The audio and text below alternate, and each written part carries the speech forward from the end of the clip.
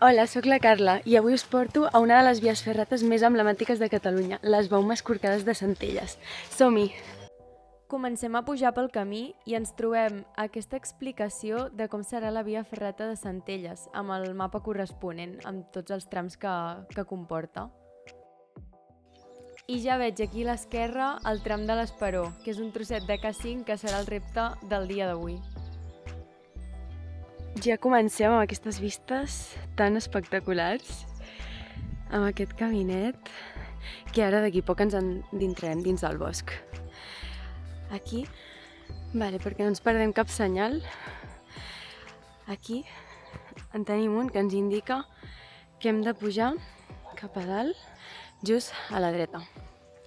Per aquest caminet d'aquí, que ja s'enfila, ja comencem a pujar. Ja comencem. Després de la primera pujadeta estic una mica cansada. A part de que, com que sóc la primera, no hi havia ningú al pàrquing, m'estic menjant totes les teranyines. Ara perquè veig amb la càmera aquí que m'està parant les teranyines, però me les estic menjant totes. O sigui, no tot és tan maco com sembla. Ai, espera, s'ha d'anar amb compte. I res, ja la veig. Comencem. Aquí tenim un cartell de l'Ajuntament de Centelles que ens indica via ferrada cap a la dreta. I seguint el camí per pujar al Puigagori, que es pot pujar a peu, cap a l'esquerra. Així que podríem deixar el cotxe al mateix pàrquing. I res, ja ens comencem a enfilar amb la primera paret, que són uns 60 metres de desnivell, cap amunt. Primera parada per posar-nos el casc i desabrigar-nos una mica, perquè amb la calor que comença a fer, Déu-n'hi-do. I sobretot ulleres de sol. Jo no puc estar sense ulleres de sol. I res, som-hi, ja ho tenim. Aquí estem sempre super assegurats, amb els dissipadors. Ens dirigim cap allà dalt, que fins allà dalt són 60 metres, i llavors ja estarem a res d'arribar al famós pont nepalí de gairebé 70 metres. Bueno, primer trosset superat, devem haver pujat 20 metres, no gaire. Com que tot el món de la gravació és nou per mi, he anat gravant aquests petits clips, que espero que us agradin, però més endavant em compraré un suport per la càmera per poder gravar encara amb més qualitat.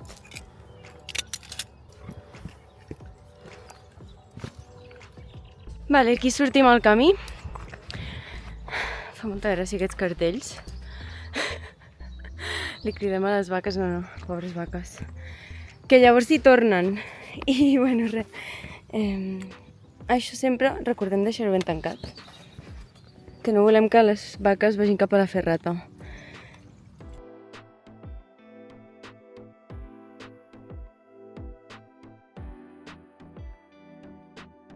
Continuem pel caminet i ara ja sí que pujarem un trosset més i ens anirem cap al pont nepalí. Aquí, en aquesta pedra d'aquí, comença el pont nepalí. A veure, sensacions del primer tram de via ferrata. Primer tram, més o menys nivell és un K3, K4, perquè hi ha algun trosset d'una mica de desplom que has de poder tenir una mica de força de braços per poder acabar de tirar i acabar de poder pujar. Però bueno, a part d'això, la veritat que és superbé i unes vistes, o sigui, les vistes d'aquesta ferrata són xulíssimes. Es veu el Pirineu, es veu el Montseny, és molt bonic, la veritat. Aquí agafant forces.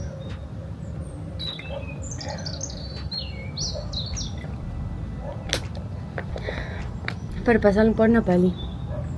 Però força psicològica, jo crec, I tot i que sortia en el mapa que us he ensenyat a l'inici del vídeo, en aquest moment encara no me'n recordava i no m'esperava que fos tan llarg els traços laterals d'aquesta via ferrada. Doncs ja hi som! Pont nepalí, 69 metres. És que no es veu ni al final. A veure si veiem el final d'aquest pont. Doncs ja estem. Comencem el pont nepalí.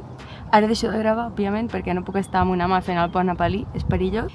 I res, recordem, el pont nepalí té... els ponts nepalins acostumen a tenir dos cables a dalt i llavors un cable que va seguint amb els peus. Llavors el dissipador ha d'anar un a dalt i l'altre avall. I ja està, i anar seguint el cable. Fins ara.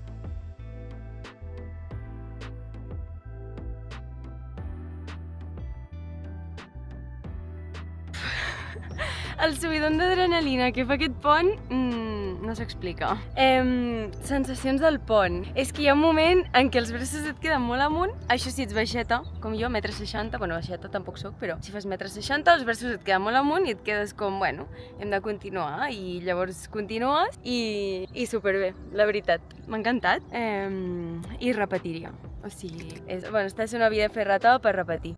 No he pensat en dir-ho abans de començar a fer el pont, però pels qui no vulguin fer-lo hi ha una alternativa per baix. Vens per aquest caminet, enllaces amb la ferrata que per aquí baixes venint del pont i continues fent passos laterals fins a un altre encreuament. Durant aquest tram de passos laterals també ens podem fixar en la forma de les roques. Que si us hi fixeu, el recorregut travessa una àrea de coves amb forma còncava que s'anomenen baumes i a més fa aquestes formes que sembla que estiguin corcades. I precisament d'aquí ve el nom de la via ferrata de les baumes corcades.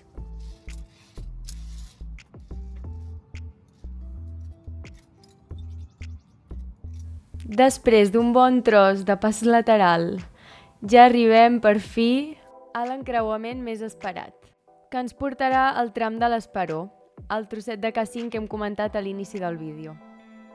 Pels que encara no tingueu gaire experiència, us recomano que aneu pel tram fàcil, que seria pujant aquestes escales cap amunt. A veure què ens espera.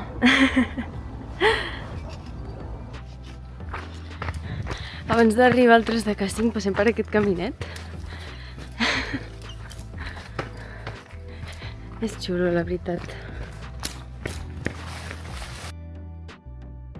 Hola!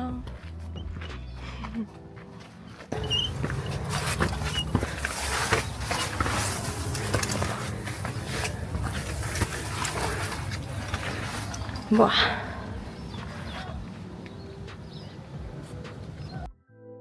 I aquí, en aquest tros de pedres, em sorprèn que hi ha com si s'hagués rovellat ferro, llavors sembla com bales. Si algú coneix alguna història, que m'ho deixi a comentaris, perquè si no tinc ni idea i m'ha semblat molt curiós.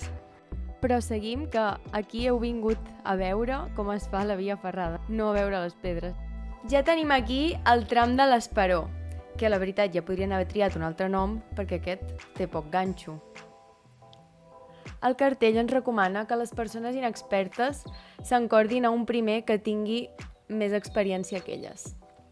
Llavors, també ens recomana que de cada cable només hi pot haver una persona. I amb molts nervis, cap amunt.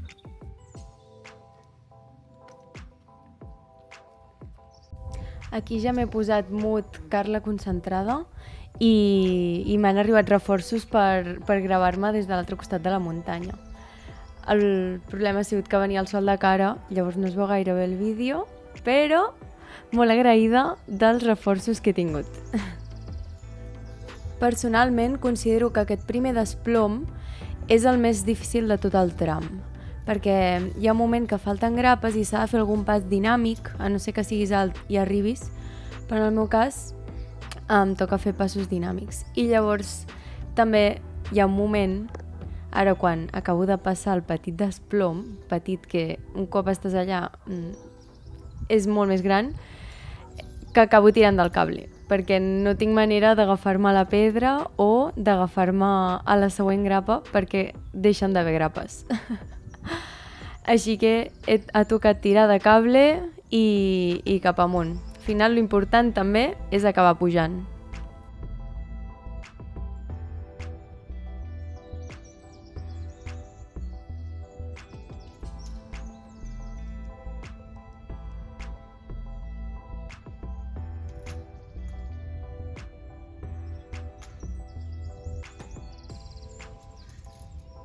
Uf, per fi aconsegueixo posar-me de peu i saludar la càmera.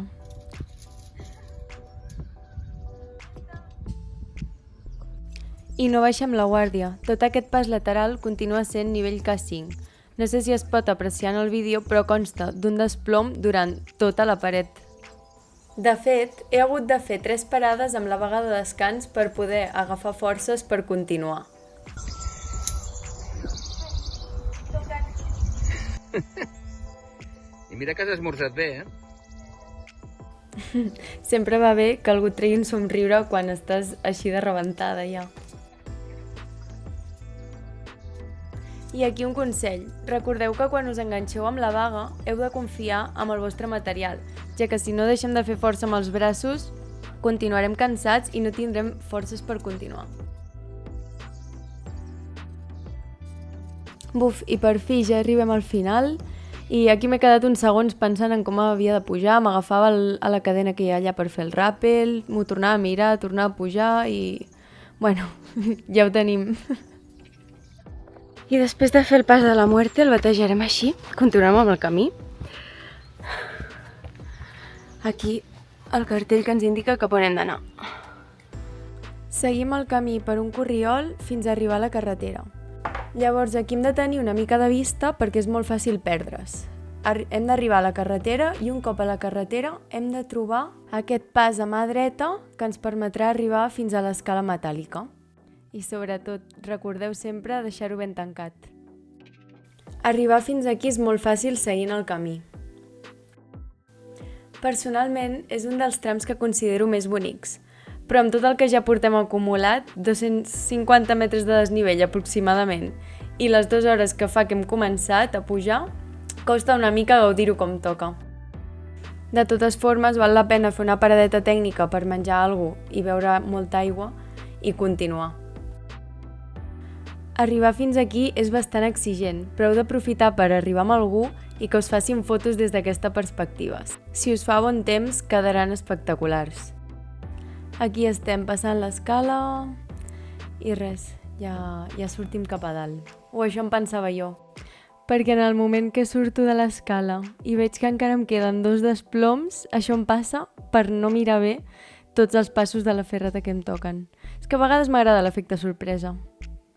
La valoració del tros de les escales. Sembla fàcil, però ja només començar hi ha una mica de desplom, llavors passes aquell desplom i prou bé, arribes a l'escala, és fàcil accedir a l'escala, continues pujant i just passant l'escala queda un trosset d'uns 10 metres d'alçada per pujar i en aquell trosset hi ha 2 petits desploms, bueno, un de gran, el primer, i el segon que és petitó, que es passa fast. Però el primer, Déu-n'hi-do, després de gairebé 300 metres de desnivell que portem, ha costat, però bueno, ja quasi estem, s'omple el braç de bitxet i res, seguim perquè ja arribem al final. Ai, quina il·lusió, ja estem al final i per aquí totes les vistes, a més d'aquesta caixeta on podeu portar la vostra llibreta i començar a apuntar la vostra experiència a la ferrata. I ara sí que sí, últim desplom, tenia les mans, bueno, a veure si s'aprecia en el vídeo, tenia les mans així, super vermelles, super marcades, amb molta satisfacció d'haver arribat fins al cim, passant per tots els trams d'aquesta via ferrata. El retorn és llarg i jo recomano fer-lo per la carretera, que no té pèrdua. Via ferrata de Centelles superada.